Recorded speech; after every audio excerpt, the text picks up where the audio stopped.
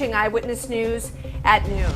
And let's get right to those latest unemployment numbers. 10% of the workforce in the United States is now without a job. Those jobs have been lost just in the last 3 weeks.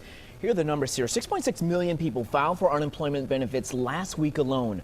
Now, that marks a total of 16.6 million who filed since mid-March. Governments have been forcing many non-essential businesses to close to stop the spread of coronavirus, but that has forced stores, hotels, and small businesses to lay off millions of people so they can pay their bills.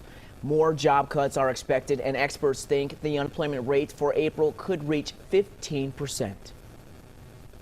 And reporter Jacqueline Fell is following this developing story from her home outside of Washington, D.C. And she says relief for some people is finally coming today. 10% of America's labor force is out of work right now. There is some good news. Some Americans are likely seeing heftier unemployment checks this week.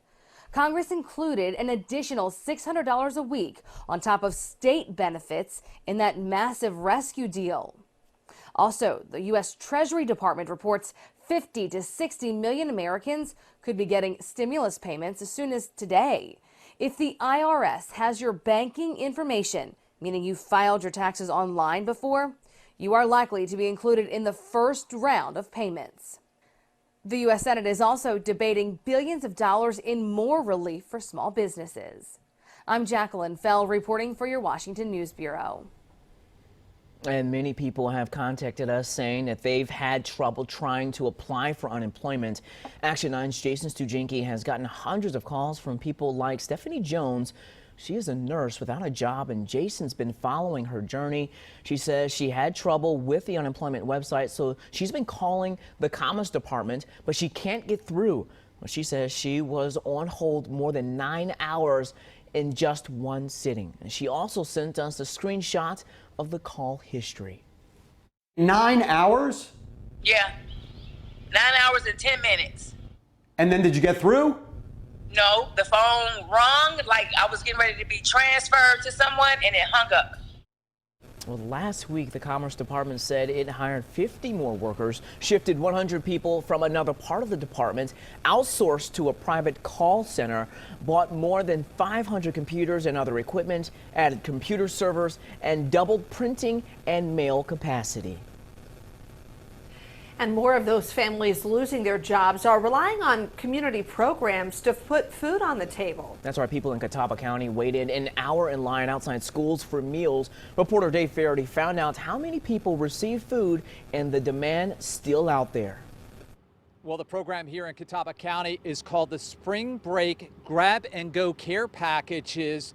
Each box contains 20 breakfasts and 20 lunches for a family of 4 over the Easter break. Take a look at some of this video. We could see employees at Blackburn Elementary near Newton passing out the boxes this morning. The meals included waffles, pancakes, sausages, chicken, hamburgers, pork chops, and a lot more.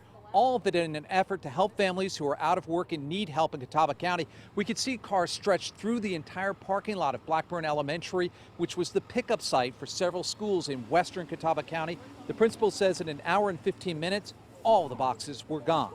It's been wonderful for us.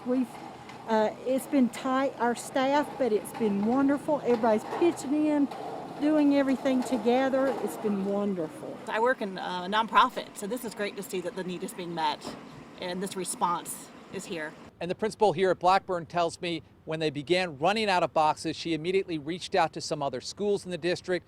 They were running out as well. Here at Blackburn Elementary, they passed out 3,800 meals this morning in a little over an hour. Back to you. Thanks, Dave.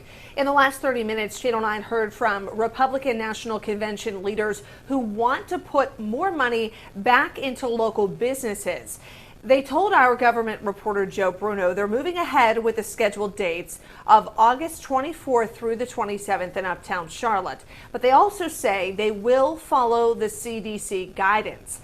They say they want an in-person convention and not a virtual one so that hotels and businesses, as well as the city of Charlotte, can get the boost.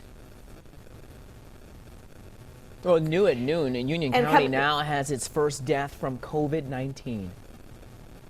Health officials say that man was in his 70s and also suffered from some underlying health conditions as well. There are a total now of 91 cases there. He is one of 65 deaths in North Carolina now reported. Mecklenburg County has the most at 861. 5 weeks since its first case, North Carolina now has more than 3,600 cases statewide. In South Carolina, there are more than 2,500 cases, including 115 in York County. 63 people there have died. North Carolina Governor Roy Cooper signed another executive order. This one waives restrictions on hospitals and protects healthcare workers from being sued. It also waives regulations on daycares. The hope is to open up enough centers so people on the front lines have someone to watch over their children. Daycare workers are getting bonuses for taking in children of hospital workers. The order also puts medical students and volunteers on the fast track to serve in hospitals. We know our children's learning is always at the top of our minds, and today we could get some answers on the evolving situation with schools across the state. The State Board of Education is holding an emergency session today to discuss testing and waivers. They will also talk about funding for the future, and that includes transportation when the schools are finally back open. Find out what they have to say today at 5 o'clock on Channel 9. Workers with CMS are getting some extra help from the district. Last night, the board approved a premium pay plan. CMS received $2.4 million from the state to cover COVID-19 related activities. Part of the money will help cover the cost of maintaining meals for students, child care, remote learning, and sanitation. The premium pay plan will cover about 900 employees. VA clinics are suffering right now as they run out of supplies. That's according to an internal memo obtained by the Wall Street Journal. The memo is from Friday. It's the same day Veteran Affairs officials spoke publicly saying they have plenty of supplies. And we're learning new information about a veteran who died from the coronavirus at the North Carolina State Veterans Home in Salisbury. Now, we first brought you this story Tuesday. The man died just days after leaving the facility to attend a family funeral. An anonymous source told us when that man returned, he was put in a room with a roommate and was also around other patients. Decided that it was a good idea to quarantine him, and then they didn't do it. He was walking freely around the facility. Well, that man died Saturday after testing positive for COVID-19, 11 days after he returned from the funeral. We asked the facility why he was able to return. They said they could not get into specifics because of privacy laws. One of the biggest industries in western North Carolina is now shifting some of its manufacturing. Several furniture companies are now making medical supplies for hospitals and nursing homes. In Morganton, the E.J. Victor Furniture Company has 50 of its employees now making surgical masks. The company says so far they've been able to produce 10,000 masks, and they expect to make more. It really makes you feel good. You know that it's for a great thing, going on here, and we're just glad that we can help.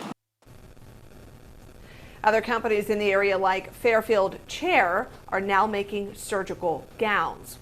Salisbury Transit is now reducing its hours. Starting next week, all routes will run Monday through Friday from 6 a.m. to 3 p.m. Saturday service will be suspended.